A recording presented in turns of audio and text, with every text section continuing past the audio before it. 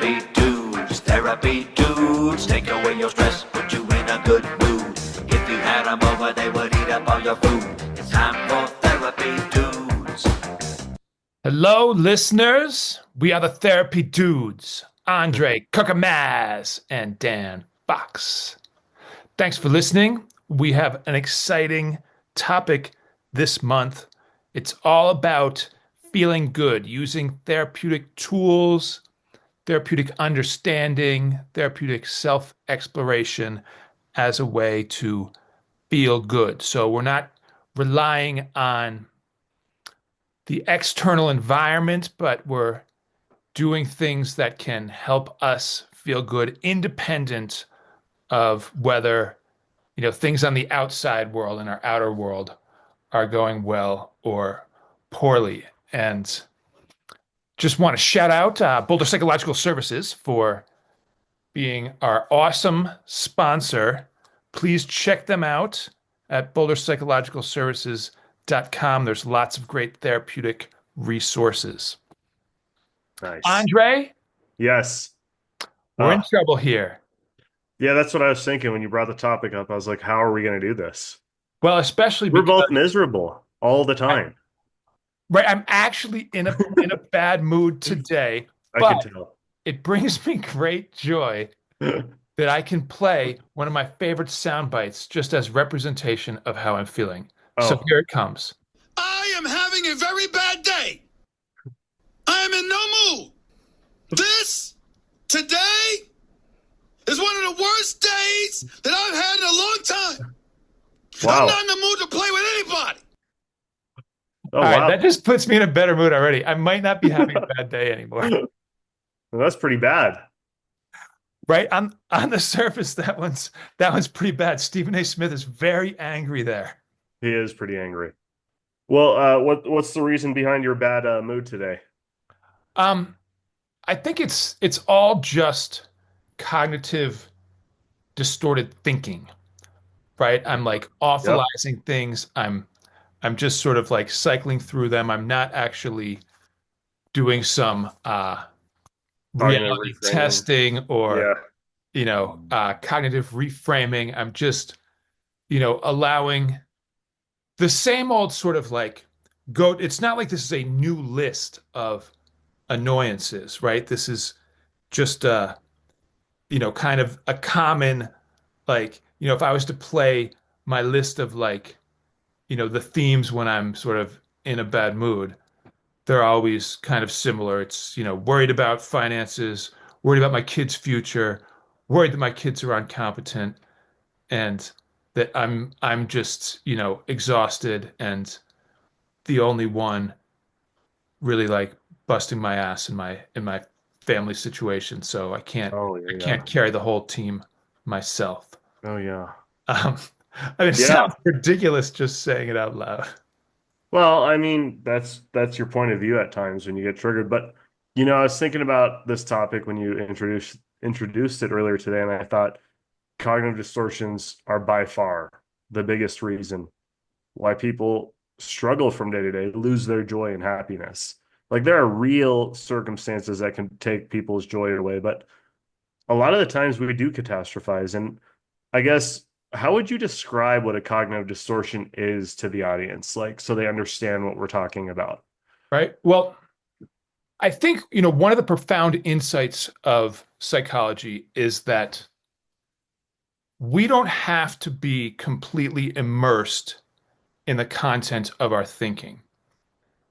So this is the difference between, say, being on a roller coaster or watching a roller coaster. Right. And if the roller coaster was sort of the ups and downs of our mind, we can actually have multiple frames of reference. We can be in a state of mind where we're completely immersed in all the sort of wild parts of the ride and just feeling, overwhelmed and like we're going crazy. Or, or maybe I should say, and we can also get this perspective of what it's like to be a witness to what's going on in our mind and have a little bit of psychological distance from what it would be like to be immersed in our thoughts. So we can notice our thoughts, we can be curious about them. And cognitive distortions arises from that idea that we can inspect our thoughts and we can look at those cognitions for things that aren't accurate. And some of the most common ones would be polarizing, which is Mm, where we see things as good or bad, black or white, all or nothing. Catastrophizing, which is, kind of like making a mountain out of a molehill, thinking about like how everything is ruined from some small thing, or, right. you know, like I just kind can't of enjoy big. my night because you dressed incorrectly or something like that. I don't know. Wait, say that first part again. You can't what? I can't enjoy my night tonight because you dressed incorrectly. It doesn't match what I'm wearing, like that kind of stuff. Right, right. Yeah, just kind of making something a much bigger deal than in the grand scheme of things it really has to be. Right. Um, a couple other cognitive distortions that can happen in relationship. Um, One is personalizing. Yep. So that's just kind of blaming ourselves for everything, thinking that we are, the agent of the whole situation and responsible for everything that's going on, or imagining that people are blaming us for what's going on in their world. And I can certainly kind of personalize and blame myself for everything around, my family's situation, which is fine, right? There's nothing actually going on with if I was like talking to another parent about their kids and they were explaining like what was going on, I would be like, wow, like you actually don't have any problems, right? I would try to be more validating than that. But the concern about somebody's grades, somebody's future, it's all just kind of overthinking stuff. The Right. concern that my kids aren't doing chores is like ridiculous. It's like of their kids. I didn't do chores when I was a kid. I mean, without throwing a tantrum, putting up Right. some resistance. Um, but anyway, that's personalizing. And another one that comes up um, in social dynamics is mind reading, where Oh, right. we assume that we know how other people are feeling or what they're thinking, Intentions are. right? And so we Yeah. we we which typically is that we're assuming the worst, right? And then Hmm. we kind of act out or feel whatever emotions we're feeling based on that assumption without checking up on it. And this often happens in intimate relationships, um, or relationship like with our primary, you know, uh, Caregiver.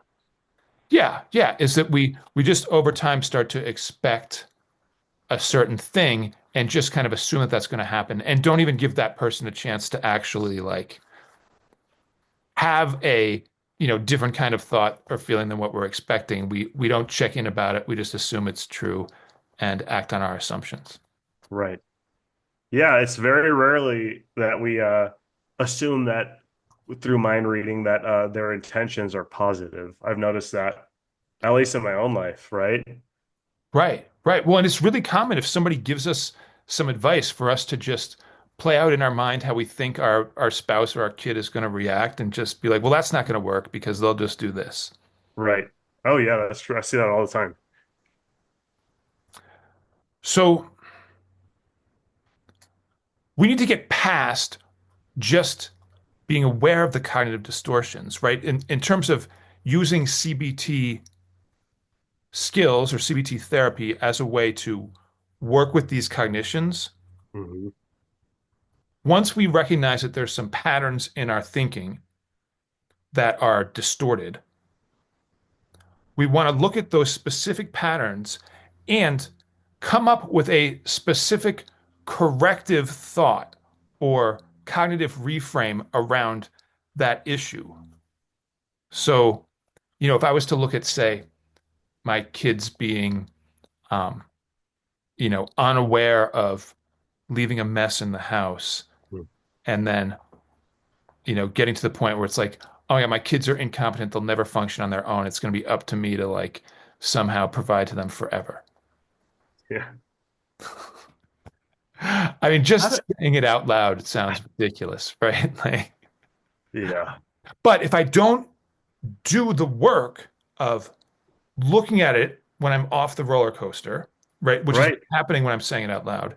And then use my like good cognitive skills, my logical thinking to reframe that into something that's more accurate, which is, for starters, I haven't even explicitly, reviewed with them in a long time what the expectations are around, keeping the space clean. I Sure. the only time in the past 2 weeks that I've done anything is last Sunday we had a family clean for a while, and it went great. So when I was very clear about the expectations, they all stepped up noticeably better than, a lot of the previous times that we've had, a family clean day on Sunday. That's So where you pull the plug on the electricity, right? And you just have everyone clean.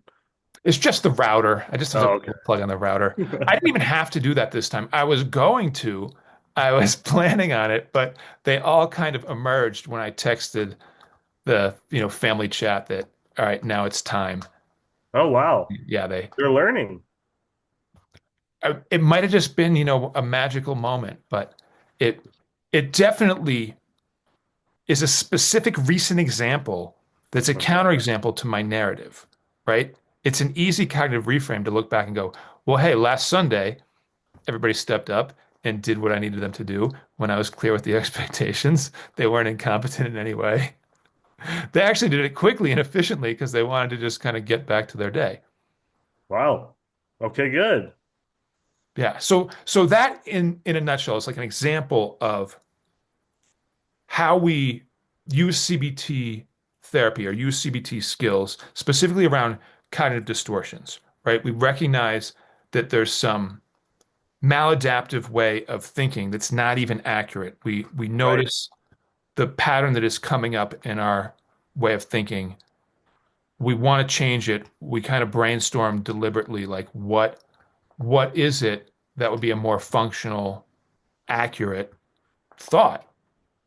And then Less than we the really same. try to like the part that I haven't sort of explicitly, I don't know, done at this point is to really try to make it a point in my own mind that next time I go to this narrative, I just need to think back to last Sunday and how actually like psyched I was that they were taking care of business.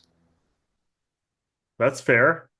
I mean, I think a lot of times we fall into comfortable ways of thinking, and we're typically wired to assess threat and feel like, how is this against me, right? Right. It's very hard for us to like take out the personal. So personalizing, I think, is a big issue in family dynamics. I also, you know, feeling disrespected, that's like a huge one that most Yep. parents react out of. And because you personalize, you miss all the information in that moment. You miss what could actually be going on. You miss the fact that developmentally these younger people like aren't just wired this way yet. And also like what's going on with them. And Right. so, Yeah. Usually it's not actually them being disrespectful. It's just them being focused on their own list of priorities instead of mine. right. Yeah. So, it's important to catch that distortion. I think parents really need to step up in this way.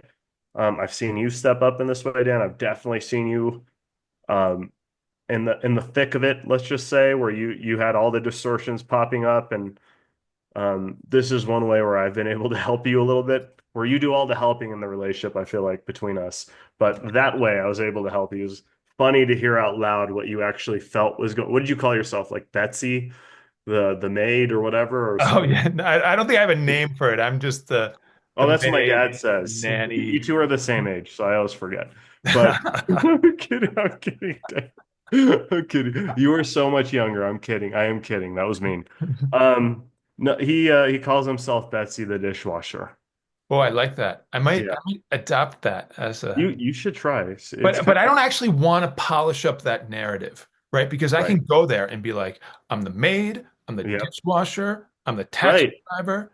Like, y'all are going to need to hire a servant when you move out of the house because I'm not going to be able to come with you. Right? Like that's not a good storyline to It's just not. be like so wedded to and replaying in my mind every time I'm frustrated about something. Right.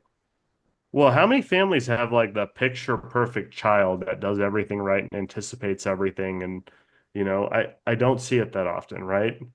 Yeah. Um, Actually, I don't see it ever. So it's like, stop personalizing the norm. That's what I tell parents. Like, figure out what's really going on. Ask yourself, is this really that big of a deal? What's my story about the situation right now? This Yeah. person is doing this because they're manipulating me, because they're deceitful. What is it? And Yeah. then, maybe try asking a different question than you normally would to your children to gather information about why they do this. And maybe, don't yell, you know? Right. Right. Um, so that's a cognitive distortion, Right. right? But CBT also has a B in there, right? Kind of behavioral therapy. So Right. in this case, with the B, we're looking for specific behaviors that we're doing where it's a pattern that we don't like, and we want to like identify that, think of And an extinguish it. alternative. Say again? And extinguish it And eventually. extinguish it. Yeah. Yeah. Yeah.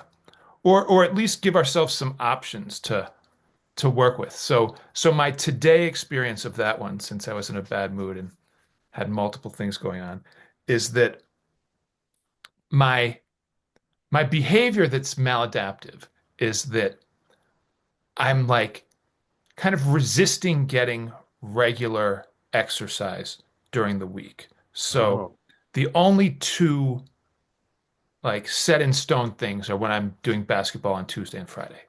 yeah. But I'm getting older. So No, you're very young. I was just kidding. thank you. Thank you. But to just do those two things makes it so that, when I go there, I get tired pretty quickly. I just don't feel really like crisp and energized because the rest of the week I've just been like, I'm probably getting like 1,200 steps a day on a day when I'm just not doing much, right? I'm not actually putting in the time. And then I get down on myself for like, oh, like getting old, it's all downhill from here.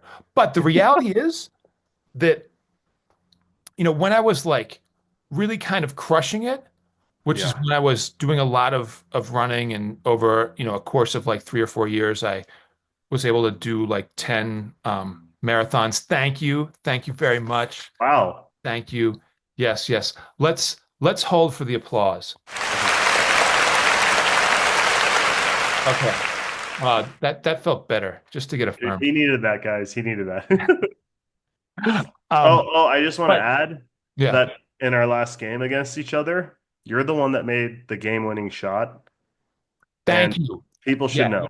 People should know. You beat me.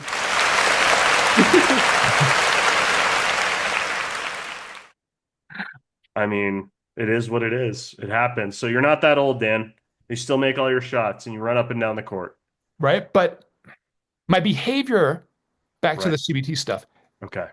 of, not getting regular exercise and resisting it is what's creating this issue. It's not that like, oh, I'm just getting old and it's inevitable.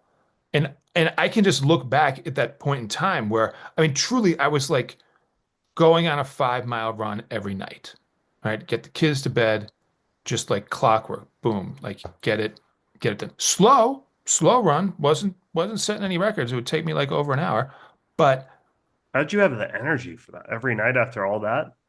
yeah, yeah, yeah. Wow.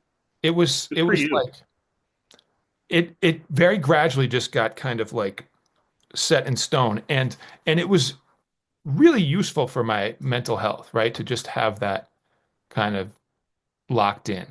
Um, but that was years ago now, right? The pandemic crushed any last like, you know, Ruined us all. remnants of yeah, of that kind of rhythm, which you'd think, oh, I could have just kept that right going, and I could have.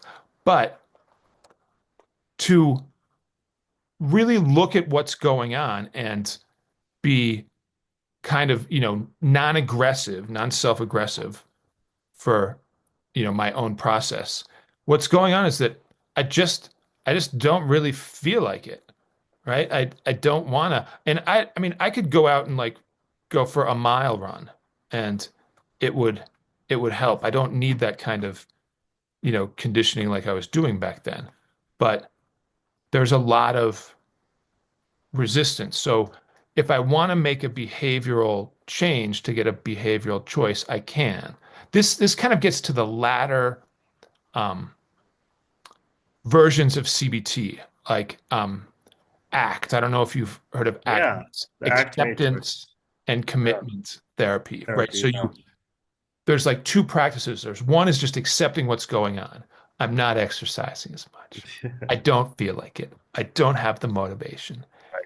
And then the commitment part is really trying to be realistic about, well, What what if is I, a move towards my goal? What yeah, can I do? Yeah. right? What would I be willing to do?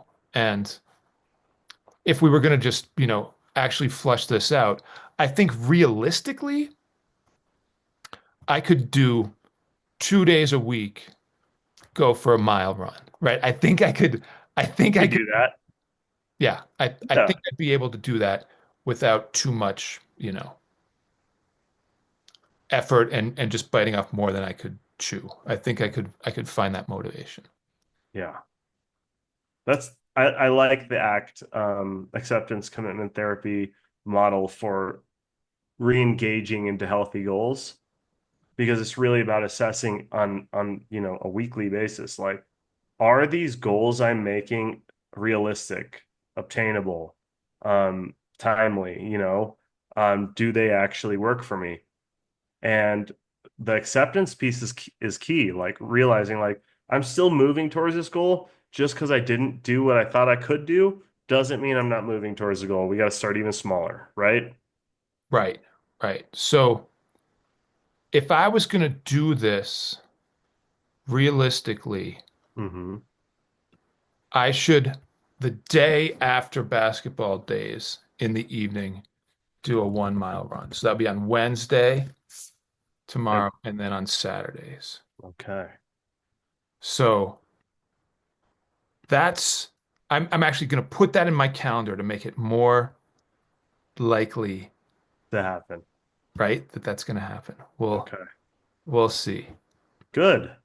Um, we can check in about that next week. See how I've done.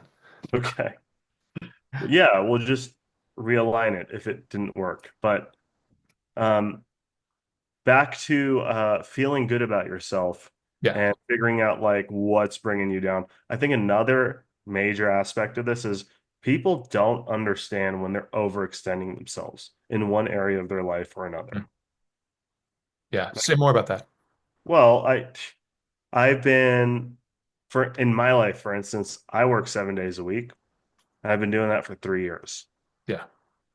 And I've noticed a correlation between that and motivation outside of that realm, like clients, family, biggest, being a dad, biggest motivator for me right now.